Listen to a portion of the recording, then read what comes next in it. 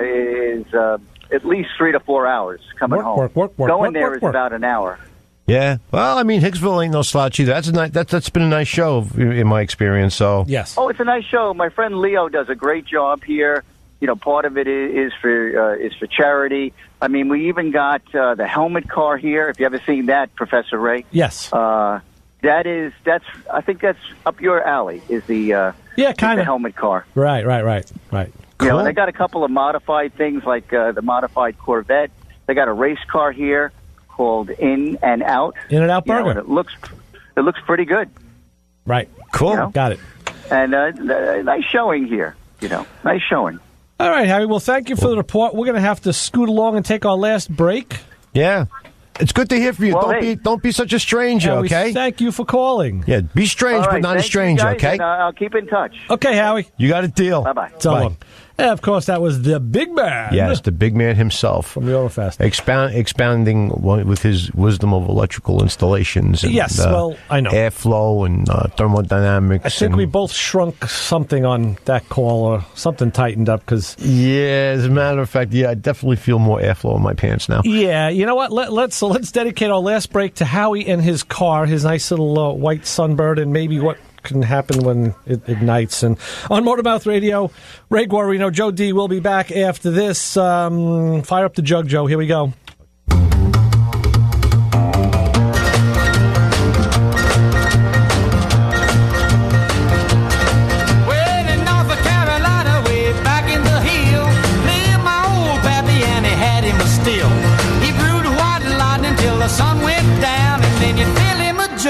And it pass it around. This show is brought to you by the Belmore Family Street Festival, happening Saturday and Sunday, September 16th and 17th, from 11 a.m. to 6 p.m.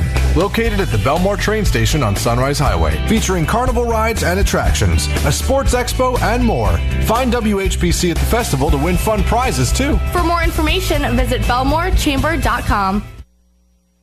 Opa! Yasu! Hi, this is Teddy Savalas, and I invite you to 2 hours of vintage and modern Greek music with a mix of Greek mythology, history, culture, and dynamic English vocabulary based on Greek roots.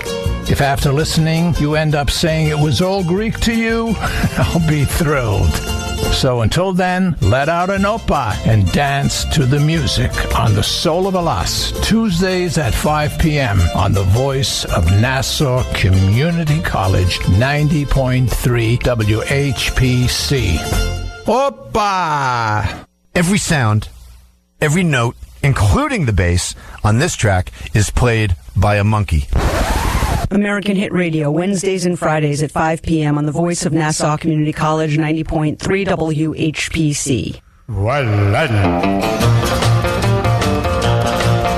All right, we're slapping the bass, we're swilling white lightning, we're blowing into jugs. Yeah, I want one of them washtub basses. We're rocking. Cool, yeah. You could get one of them. We're rocking in the rocking chair. I'll get one of them. Maybe those washboard things there. Yeah, so we'll play some of that. The wash could make us do laundry, so we got to be careful with that. Between the washtub and the washboard there, you know. Wash the work clothes. It's all acoustic wonderfulness on Motormouth Radio with your host Ray Guarino and Joe D. Yeah, we can call us a hayseed, dick seat. Yeah, right. Like, I could see it now. And then we'll just have to work on like pickup trucks and tractors and stuff. Well, I've been doing a backhoe thing, so what the heck? Yeah, that's right. A little dirt moving never hurt nobody. Hey, did this thing come past you this week? There was a story with everything pictures. gets past me. Yeah, two men were killed when they were in a runaway in an airport in a runaway Hellcat. Oh yeah. Right? Two older gents, even older than us. Yeah, 70s, 76 years old. They were just test driving the car at a closed airport outside of Denver, and they said, the car basically went off the end of the runway, and and they say they were likely going more than 100 miles an hour when they ran off the runway, and I think it was 8,000-foot runway. So let me tell you something. A Hellcat hits 100 miles an hour in like 60 feet. Yeah, seriously. So at 8,000 feet, what do you think they would like top ending at? Warp 9.6, yeah. Yeah. And I think maybe they saw a vanishing point one time too many. And Right. The airport boasts the airport boasts a website of having the longest runway at 8,300 feet, more than a mile and a half. They said they never see anything like it. They had permission to be there. No laws were broken. But, of course, people started buzzing and thinking, hey, maybe... The laws of physics got broken. Well, no, they actually did what they said they would do. Yeah, if they're enforced, yeah. But I'm just saying somebody obviously did not take that class in... Well... That's the other part. It's like then if the body's staying in motion once they get in motion Newton's and all that laws. stuff. Yeah. No, the other codicil to this that people threw out was maybe it was a Thelma and Louise moment. They were thinking, hey, maybe these guys planned on that exit strategy. What better way to go out? Who knows? Maybe a ZL1 Camaro. Well, yeah. I mean, there are other ways, right? But I'm saying the Hellcat ain't bad, Joe. Let's face it. Oh hell no, no. I mean, even a regular Challenger. I mean, based on my recent experiences, is just fine. So a Hellcat just makes it that much. Yeah, I could see that. I could definitely see that. Right. So, but meanwhile, somebody's got to scrape up what's left of that poor Hellcat. Unfortunately, yeah. There's always moppage to be done, but. Yeah, I know. Me being the mop swinger around here, I could understand that. But yeah, well, let's face it. There are times when even when you're that age, it's like as if we're that far off. Yeah, I know. You just got to plant it to the floor, and you just got to. I actually saw on Facebook. I know you're not a Facebook person, but somebody had one of those meme. Am I pronouncing it right? Things where. If she tells you to turn down the music and roll down the window so she could hear the motor, she's a keeper. There you go. And That's I was good. like, yeah, okay, I understand that. Roll down, cut off the music and roll down the window so you could hear the motor moments. Definitely, that's cool. Yeah, cool. No, for sure. I mean, I do that quite a bit. Except unfortunately, the cars I normally drive every day do not give me that much entertainment. While we were up in the mountains, the Catskill Mountains, Mike Jr. had said to me. He actually brought up, he says, hey, this and, the roads, they're nicely, beautifully paved, and they go up and down and curve, and, nice winding roads.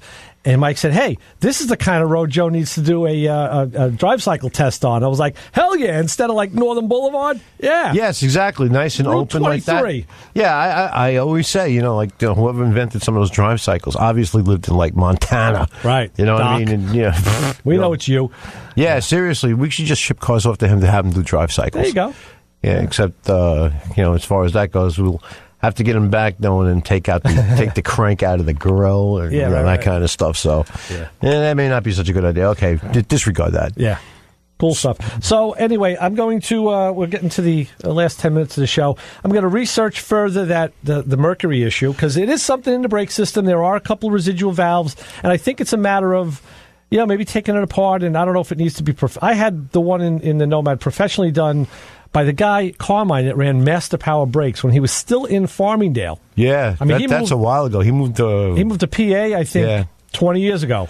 Yeah, just about that. I did that one back in about 88, 89. Yeah. And he stainless steel sleeved it. So he said, like the Corvette calipers, because this way you'll never have to worry about that anymore. A car like that, the car's basically original, all right?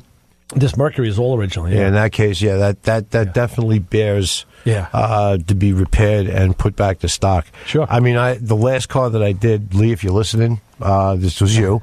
We actually took the treadle back out because it already had been hacked and butchered. Right. At that point, so we just converted it over to a more conventional type system. Yeah, and dual.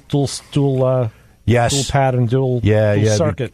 Because that's one thing I got to say that my downside to anything pre-1967 is you only have that single master cylinder, which people have not died for many, many years driving like that. But, remember those old movies where somebody would go under there and make a little nick or cut like one brake line? Yeah. And then, the car would go off that same friggin' cliff. Off the curve to the guardrail. Right. Even though there's no curve because the show takes place in like friggin' Florida or like Nevada or something. Right. But that's the thing about modern brake systems, which goes back now 50 years, is that if you lose one set of lines, whether it's a diagonal system or a front to rear system, you still have the other half. Right. I mean, you'd have to be totally catastrophic to lose all your brakes. Sure. And I think that, as a matter of fact, I've seen a lot of guys convert older cars that are going to be driven on a more regular basis, and I would recommend this as well. It's not that hard to do. We both drive one. Yeah, seriously. Yeah, that's right. Both, the Goat you converted over to dual. Course. It's not that big a deal, guys, and I would highly recommend it. I was at a cruise night this summer, and as a guy rolled in with like a '63 Nova. total street freak recreation from the 70s. The car was jacked up, had big M-Series tires in the backs, Pro-Track sticking past the wheel wells, did a little flare on the wheel well because he cut it. Yeah. The car had a small block, dual tunnel ram small block, no hood, fender well headers. I mean, all the go-fast goodies. Yes. And I'm like, single master cylinder.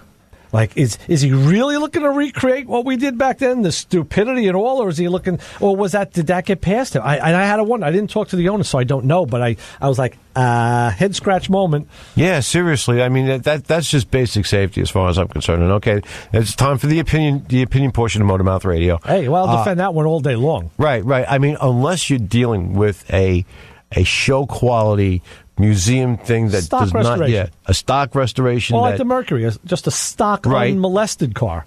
Exactly. Yeah.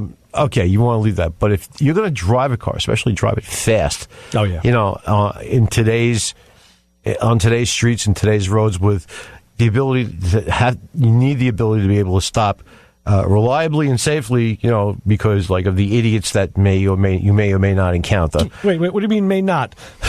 Will encounter. It could be like one of those roads out there in the middle of no place where there is nobody I'll give you a little leeway. For a couple 3 miles there. But no, if you're going to drive a car, for safety's sake, converting to a more modern brake system is not a bad idea. I mean, it doesn't need anything with plutonium master cylinders and things. Just a dual cylinder. They've been around since like the late '60s, early '70s. And you know what? We just they bought swap one. in.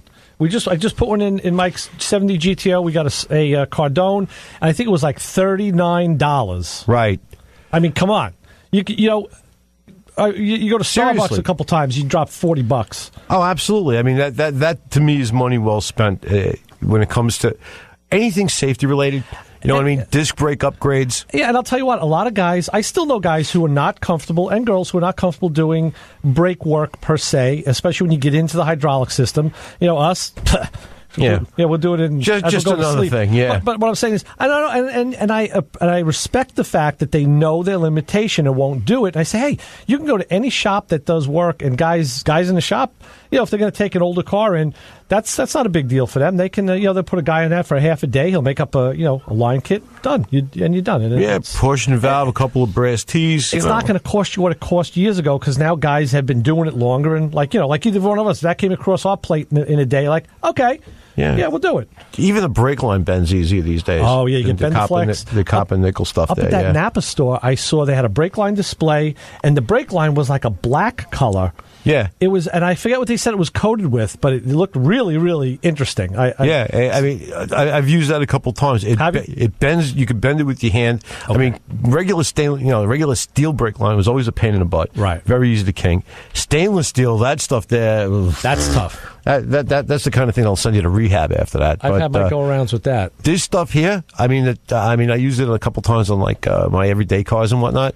Piece of cake. And it looks nice, too. Yes, it does. It doesn't look bad, you know what I mean? And it corrosion resistant, you know what I mean? Which is a big factor these days, because whether you guys know it or not, a lot of you people out there are running around with at least partially corroded brake lines. And I'm talking stuff from the early 2000s and late 90s even. A lot of times right under the clamp that holds it to the frame. That's where it starts. Yep. It just turns to schming. Yeah. I got to say, we may have a brake guy coming in from the right stuff after we put that together with our good friend Tori.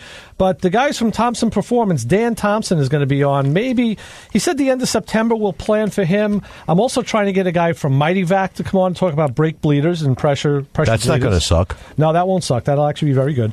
And there was somebody else I was scouting. See, now I've been away, so all this stuff was like, away. Yes, my mind was just away. Like, give it a couple hours. You'll be back. Got to get back into the groove of things. But we're working on some guests. We'll get them in soon. Oh, absolutely. Yeah. No, we'll try not to bore you guys too much out there. We'll try to bring some stuff in. I never got to do that thing I wanted to do on No Sticker for You. I know. I also have a thing about test lights I want to talk about. Oh, really? There's some stuff I've been coming up. But today was a fun day. I mean, that brake system problem. I thought I was the only poor slob these days that had that. But And that was great because you had the exact problem. I'm glad, I was glad to hear from Pete. Good to hear from our listeners who don't always call. That's always fun. Yeah, you're always welcome to call, folks. Even if it's just to call and break some chops. You know what I mean?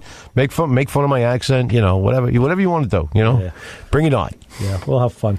So that's it, Joe. We're going to clear out of here, make room for Kimmy. Yes, we must accommodate the next host with at least 1 minute. People have actually.